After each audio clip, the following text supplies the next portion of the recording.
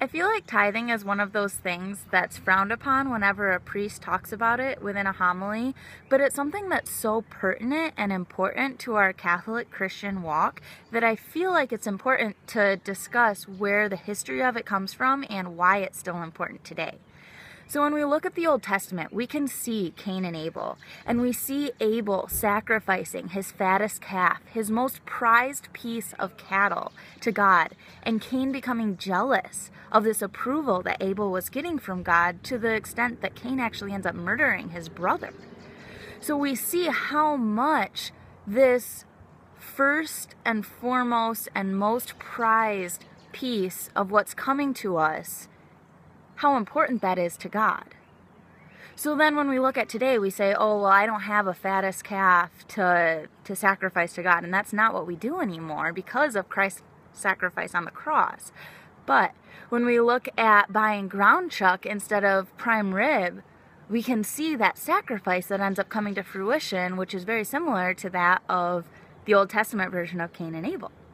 So in the Catechism, paragraph 1351 states that from the very beginning, Christians have brought a collection in addition to the bread and wine for the orphans and widows. So Paul's third missionary journey is all about collecting donations for the poor of Jerusalem. This is talked about in 1 Corinthians chapter 16, where he talks about setting aside, for the first day of every week, set aside a lump sum.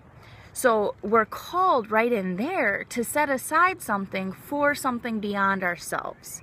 And there's, we talk about being a cheerful giver. So if somebody is grudgingly giving 10% of their income, you may as well not do it, because God is only happy with those people that are willingly giving it. You look at the parable in the New Testament, where it talks about the woman who gives the last 2 gold coins that she even owned. And we look at, comparing it to today, you look at somebody who puts $1 in the offering plate, and you may look at them and, us as humans, we can say, wow, she's not giving much. Like, what is she even doing? But then somebody to our right could write a check for $1,000, and we might be like, wow, like, look at them. They are really, they are committed to God. But for all we know, they're millionaires. And guess what? $1,000 is nowhere close to 10% of what they're making. So when we start to look at where that is in our heart and what it is that we are giving, the simplest way to give 10%, I know that 1 Corinthians talks about the first day of every week, but it might have been different then. I get paid bi-weekly. So every second week, I take that paycheck, I move it back 1 decimal place, and there's the check that I write. So that's what we can do. I don't know if it's sacrilegious for me to share that with you. I feel like it's healthy and important and something that we should all be doing as Catholics. I feel like it's not something that's extraordinary or something that should be praised. I feel like, it's kind of like when you get to keep your job just because you've been doing what you're supposed to do. As Catholics, we're called to give 10%. So when you move that decimal point 1 point back every paycheck, and this isn't about at the end of the year, look at your salary and move it back and write a lump sum check for the full year, because guess what? That money is actually God's. And the bi-weekly payment of that reminds us that it actually does belong to God. We are only stewards. And when we pay it at the end of the year, it's more like a tax. At that point, it's not even saying, God, I know that this is yours. When we live in this state of continual giving and cheerful giving and knowing that, you know what, this money isn't mine. Like, I'm just here. Money isn't actually anything. It's freaking paper. Like, we don't even have anything that's gonna last through eternity. So tithing ends up, I've heard stories of couples who for a while weren't tithing, and then suddenly they both started tithing again, and all of a sudden their bills were paid. My credit card bill got paid off somehow. I still don't know how. My dad is linked to my checking account, but he said he didn't pay it. And so I just sit there and it's like, wow, well, I just made a payment on it, and now all of a sudden, like, the $1,000 is paid off. So I don't even know where that came from. But guess what? I had quit tithing for a year, and then I started again, and now there it is. So we have these experiences that we can have, and God honors those who give with a cheerful heart and don't give expecting something in return.